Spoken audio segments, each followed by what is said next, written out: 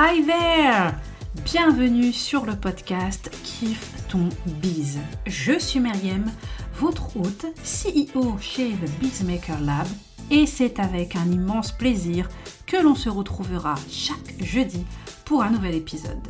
Échoué dans le multivers de l'entrepreneuriat en 2012, j'ai pu explorer pas mal de domaines et me suis découvert petit à petit une réelle passion pour le monde du digital, dont la formation en ligne ainsi que les réseaux sociaux. Ce que je kiffe par-dessus tout, eh bien ce sont les hacks, les raccourcis. Et aujourd'hui, mon objectif est de vous aider à lancer et développer un business qui vous ressemble, mais le plus sereinement possible. Au programme donc, entrepreneuriat au féminin, marketing digital, stratégie de contenu ou encore social media. Il est temps de kiffer ses débuts, alors laissez-moi être votre fameuse geek dans le fauteuil. Ready? On s'installe bien confortablement pour l'épisode du jour. Let's dive in!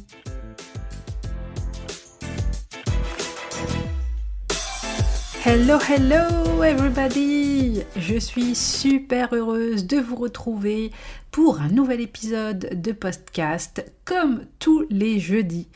J'espère que vous allez bien et surtout que votre business se porte bien.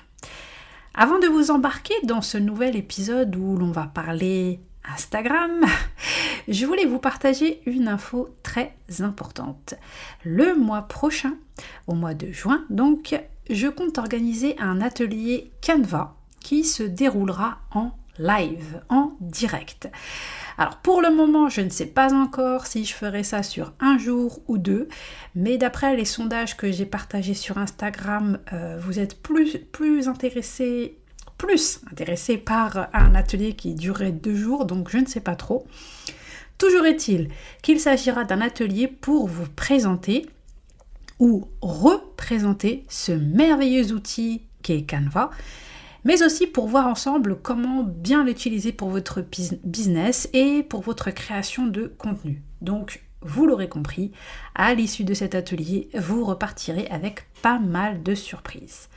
Bref, si vous êtes intéressé, sachez que vous pouvez d'ores et déjà rejoindre la waiting list. Je vous mets le lien dans les show notes de cet épisode comme d'habitude. Ainsi, dès que l'atelier sera prêt, vous serez les premiers avertis. Bon, petit moment promo terminé, on ferme la parenthèse et on passe au plat du jour.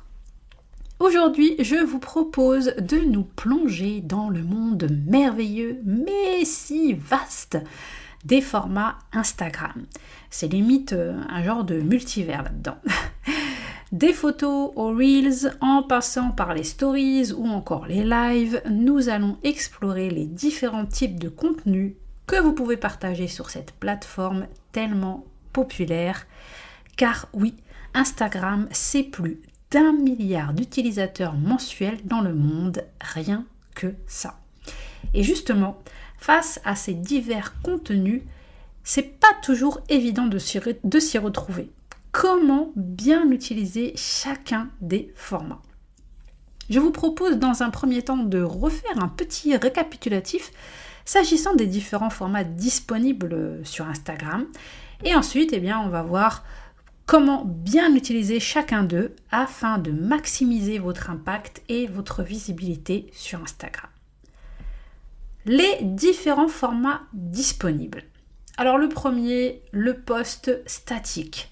C'est le post normal qui dorénavant est passé aux dimensions 1080 sur 1350. Donc fini le format carré. Si vous étiez encore à l'heure actuelle, à l'heure où vous écoutez ce podcast, en train de poster du contenu au format 1080 sur 1080, stop. Par contre, n'oubliez pas une chose hyper importante, c'est que sur votre feed, votre contenu qui apparaît dans votre feed à vous, dans votre profil, avec la vue grille, c'est toujours le format carré qui est pris en compte. Qu'est-ce que ça veut dire? Eh bien, ça veut dire que quand vous allez créer votre visuel, donc au format 1080 sur 1350, assurez-vous bien que les informations importantes restent bien à l'intérieur du carré centré, donc 1080 sur 1080. Ça, c'est quelque chose de très facile à faire sur Canva. J'ai déjà fait des tutos sur YouTube pour expliquer ça, donc n'hésitez pas à aller jeter un œil. Donc vraiment ça, j'insiste, n'oubliez pas ce détail parce que sinon votre visuel sera coupé sur votre feed et ça, c'est pas terrible. Deuxième format, le carrousel. Alors lui, on le reconnaît très facilement avec les petits carrés qui apparaissent en mode diapo en haut à droite. C'est tout simplement un post avec plusieurs photos ou vidéos. Si vous ne l'avez pas encore remarqué, si vous ne le saviez pas, sachez-le, sachez que vous pouvez tout à fait partager un carrousel avec des vidéos. Et on peut en ajouter jusqu'à 10, donc jusqu'à 10 slides. Idem, pareil que pour le post normal, le format 1080 sur 1350. Et donc, c'est la première image de votre carrousel que vous allez ajuster donc au format carré, car c'est elle qui va apparaître dans votre feed. Ça sera l'image de couverture de votre carrousel. Le troisième format, les incontournables Reels. Donc là, il s'agit d'un contenu vidéo dont le format est 1080 sur 1920. Ils peuvent dorénavant avoir une durée allant jusqu'à 90 secondes. Très important, les Reels apparaissent en 1080 sur 1350 sur le fil d'actualité normal et leur couverture, elle, est bien au format carré dans votre feed grille. Donc ça, c'est pareil, il faut faire attention quand vous allez créer votre couverture de Reel, qu'elle ne se retrouve pas coupée dans le feed grille de votre profil. Sauf si, au moment de poster votre Reel, vous décidez de ne le laisser visible que sur votre feed Reel. C'est-à-dire que les gens ne pourront voir votre Reel que s'ils cliquent sur l'onglet Reel dans votre profil. Le quatrième, les stories. Dois-je encore les présenter? C'est la première chose que l'on voit en arrivant sur l'application Instagram. Il s'agit de contenu vidéo. Leur particularité, c'est leur durée, qui est de 15 secondes, même si apparemment des tests sont toujours en cours dans certains pays pour changer cette durée. Et elles sont éphémères, donc elles disparaissent au bout de 24 heures. Cinquième, les lives, les vidéos en direct qui peuvent durer jusqu'à 4 heures, que l'on peut dorénavant programmer en avance, je vais y arriver, et dont on peut laisser le replay disponible dans notre feed. Les vidéos, sixième donc, les vidéos, il faut savoir que depuis quelque temps, toutes les vidéos que vous postez comme contenu sont disponibles dans votre onglet Reel, même si ce ne sont pas des Reels. Et pour une vidéo normale, la durée maximum sera d'1 heure. Et enfin, septième, les DM. DM pour Direct Messages, tout simplement votre messagerie Instagram. On peut trier les messages, on peut les filtrer, on peut faire des messages groupés, on peut enregistrer des réponses ou encore configurer des questions-réponses. Comment bien utiliser chacun des formats? Alors déjà, différence entre stories et posts. Comme on vient de le voir plus haut, les stories ont une durée de 24 heures. Donc, zéro stress. Si on a publié un truc et que l'on est un peu en mode regret juste après, pas de souci puisque dans 24 heures, ça disparaîtra. Si vous avez opté pour un compte Instagram privé, seuls vos followers pourront voir vos stories. Les stories peuvent être ajoutées, et donc ces stories peuvent être ajoutées à vos stories à la une et on peut y ajouter une multitude de contenus divers et variés grâce aux nombreux stickers, les sondages, les quiz, les questions ou encore, depuis quelques mois, les liens cliquables.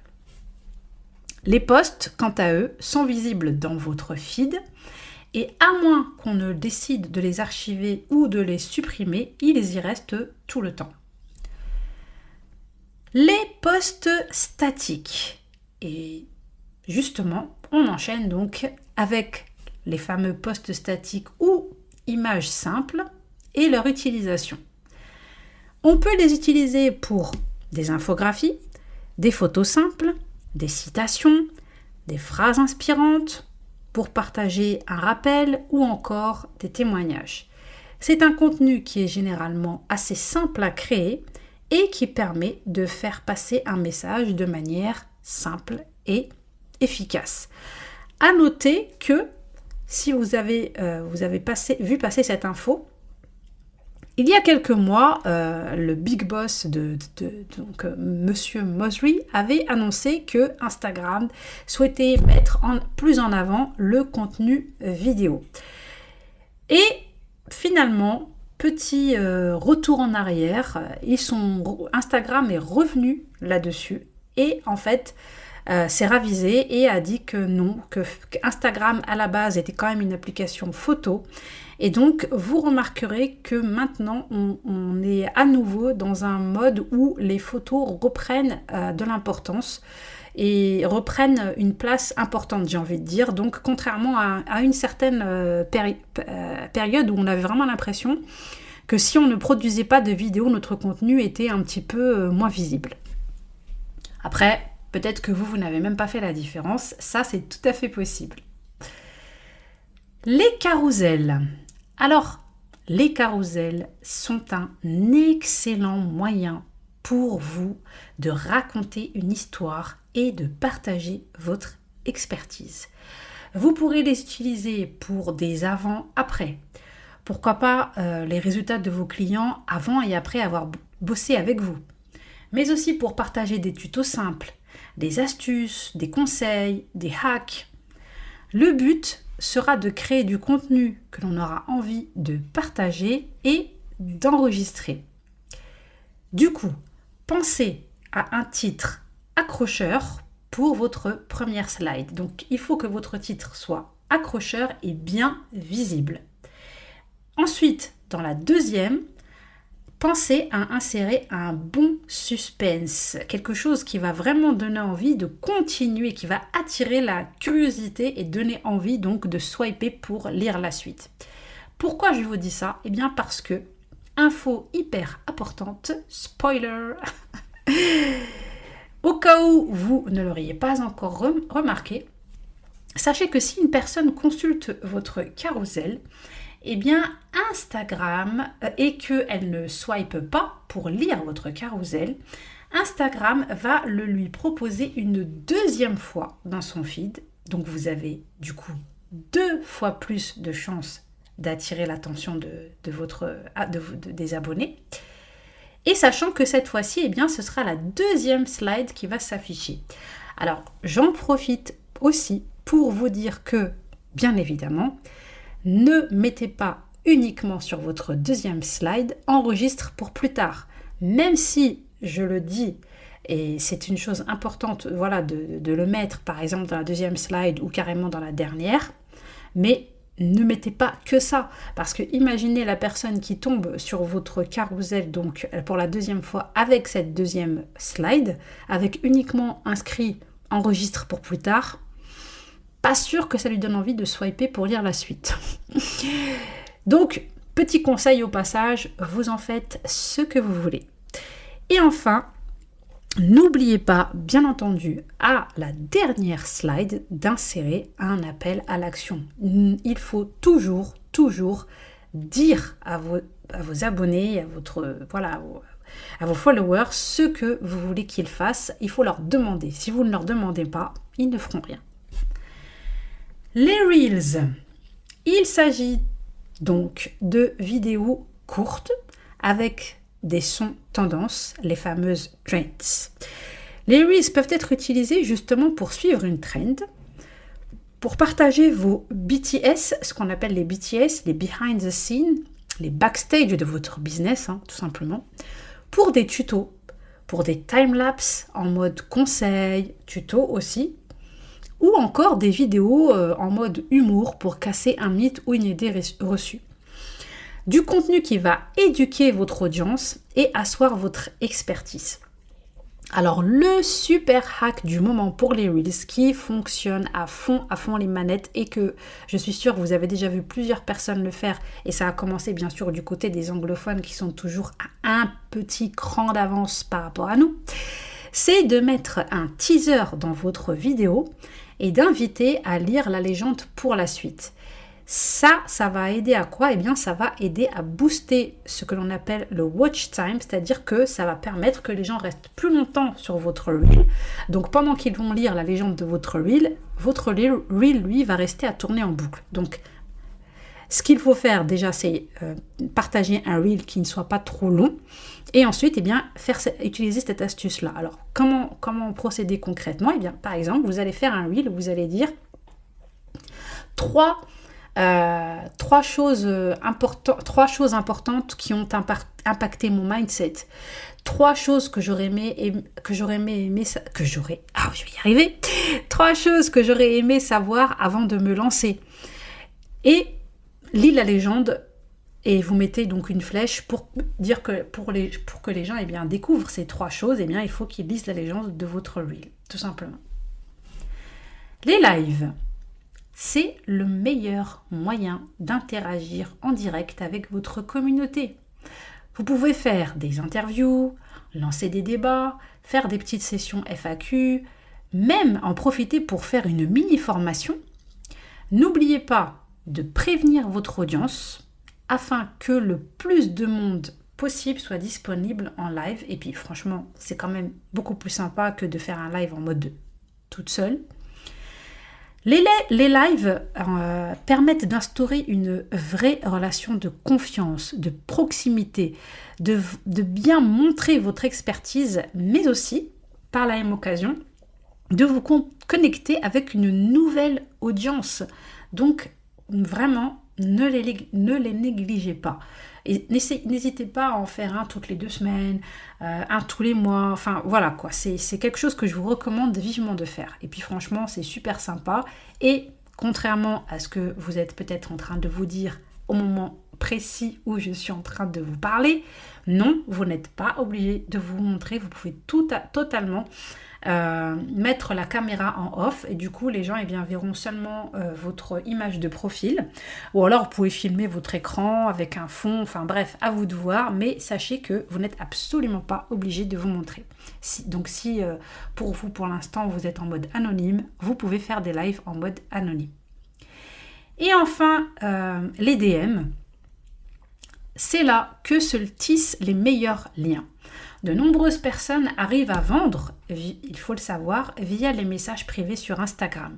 Alors attention, il n'est pas question ici de harceler vos abonnés, comme certains messages en mode spam que je reçois moi-même et qui franchement donnent plutôt envie de bloquer la personne que de lui répondre.